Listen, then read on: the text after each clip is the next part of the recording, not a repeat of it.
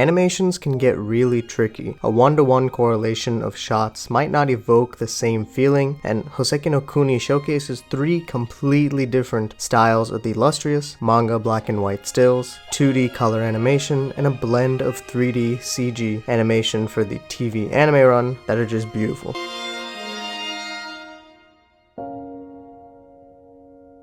Here are the 3 different material that we'll be looking at in this video. The first volume of the manga for Houseki no Kuni, which was released in Japanese on July 23rd, 2013, with the 2D manga PV, or promotional video, to promote the volume around the same time. And finally, the 3D anime PV, which was released on June 22nd, 2017, to promote the season 1 of the TV anime, which would then air in that subsequent fall 2017. So that is kind of the main purpose for each of these 2 PVs, to promote the first volume of the manga and to promote the release of the anime. And that's where the fundamental differences in shot composition and selection come from. I'm not really going to argue which is better because it's a little unfair to compare, but like, the anime still uses 2D animation purely with the ED. The manga PV came out roughly 4 years prior, is longer by almost a minute, and I'm sure there's some production benefits for the anime compared to just a first volume production. The manga PV serves to make the manga pretty and lively using the same color palette of the volume cover and the first few panels from chapter 1 as its basis. Its goal is to get the reader to go outside and buy the first volume physically and start binging the series to increase the number of eyes on the Afternoon Manga's monthly release of the series, which at that time would have about a volume and a half worth of material up to chapter 10, which released on July 25th, 2013 of that same month in the magazine. The anime PV moves completely differently with the rotating camera utilized to its fullest to show the razzle and dazzle of these beautiful gems in this completely different medium. So if you like what you've seen so far, you should definitely subscribe and turn on those notifications. We're going to use the manga PV as our backbone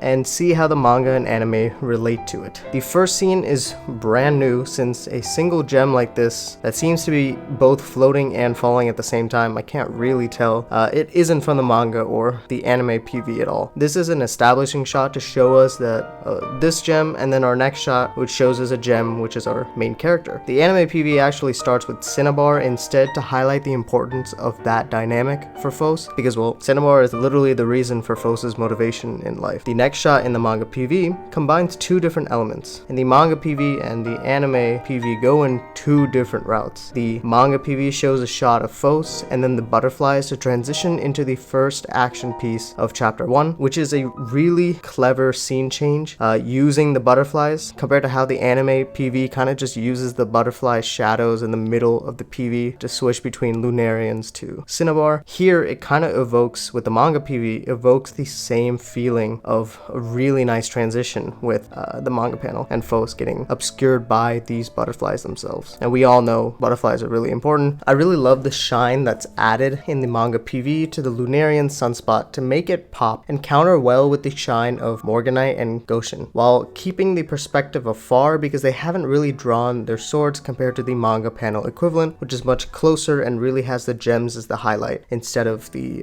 Lunarians. Although both the manga PV and the anime PV are slightly different from the manga panel of the Lunarians' first appearance, they both have the same allure in all 3 sources. The manga gives them the entire page, which doesn't happen prior to the cover page of chapter 1, so it already creates a kind of shock effect. The PV adds black accents to the sunspot branches to create more of a layered scene and separate the Lunarians of the front from the base Lunarian, which contains the inclusionless Heliodor's arrow tips, while the anime PV actually uses a deeper blue background and real light to create that same depth effect that the manga PV achieves. Goshen and Morganite take on the Lunarian sunspot 1-to-1 almost as the manga did, but the manga PV, it can't really recreate the magic of Morganite leaping from the panels to attack this foreign invader, even if they do try to use the depth of field to mimic that transition, but it's not the same. I will say that the cut looks so satisfying in the manga PV compared to the manga panel because there's a big reason for it. The manga PV ends the Lunarian fight completely here. Outside of a few arrows during Bort and Daya's scene later on, what seems to be kind of a cramped manga panel for the page is exactly like that because the next page is the double panels and the arrowheads coming out of the Lunarian, which subverts the gem's expectations, whereas the fight kind of just ends here with a manga PV, seeming like a win for the gems. That's all they want to showcase, so they made it big and grand, and it worked. And it's also interesting how both of the PVs have this kind of scene of Phos napping about 40% of their respective PV time, because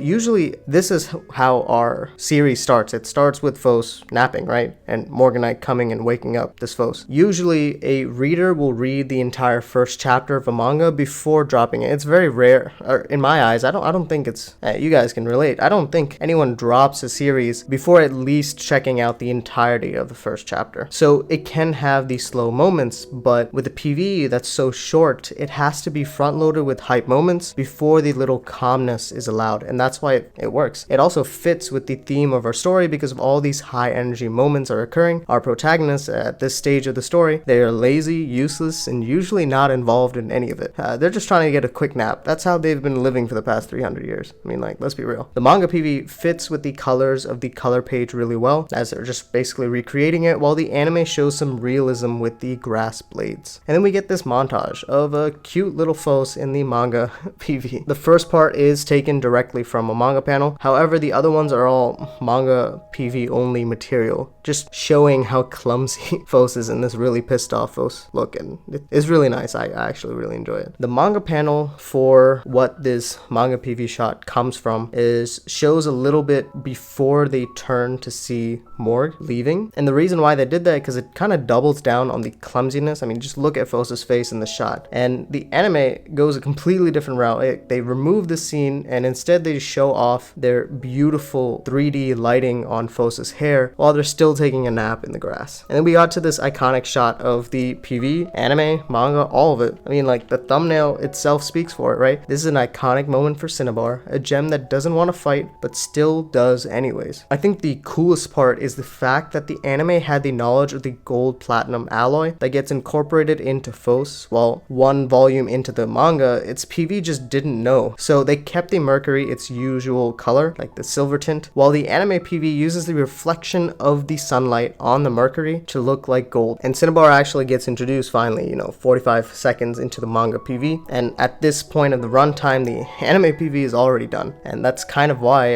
the anime PV uses Cinnabar up front to skip this, while the manga PV in this case has to show a bunch of Cinnabar shots to get the audience to know how important they are to Phos. This shot of Rutiel doesn't really match up with anything from the manga or the anime PV, but it does highlight the importance of someone who is able to be, put these gems back together and gives his authority over this shot, especially with a damaged, darkened Phos in the corner. And then we get them talking about Cinnabar in the nighttime. It's a cool expansion of the original panel to fit the narrative that they were going for, especially like the simplicity of the manga panel works in manga because of the context of the entire page acting as a cage for Cinnabar, while they're a gem who doesn't really fit with the society that's currently constructed. The manga PV kind of goes for a more aesthetic shot to show that maybe Cinnabar actually does belong in the nighttime. It gives off a completely different meaning in my eyes. And then we get a bunch of subsequent shots showing Phos's remorse with some really nice moody lighting, and it's followed by an amazing moment because it seems like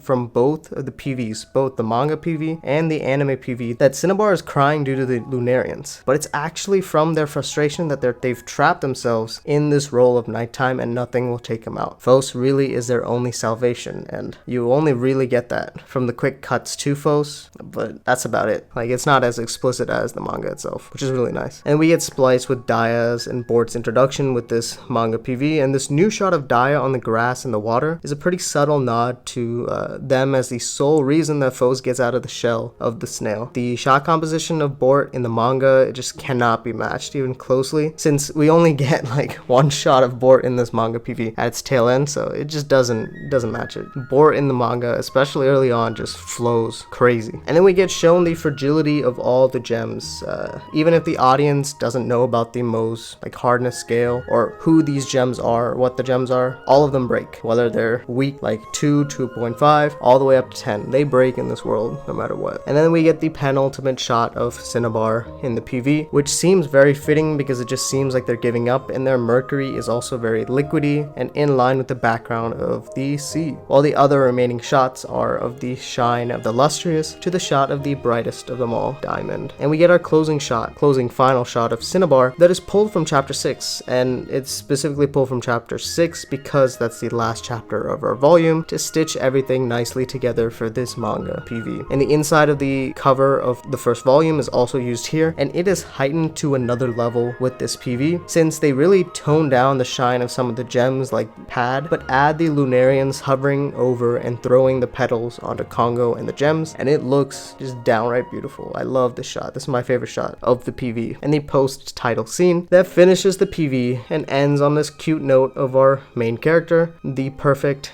gallant, and cute Foss, ready to take on their new role, whatever that is. Now, before you ask, what about the anime PV? There was less and less comparisons as this video went on, and yes, I did say at the beginning that the anime PV kind of goes about things in a different way, because the item that they're promoting and the time that was given for the PV. So this video is kind of a little bit of a prelude for me going through different episodes of the anime, as well as different volumes piece by piece, and I'll cover everything that I've omitted here, so be on the lookout. I will see you guys in the next one. Peace.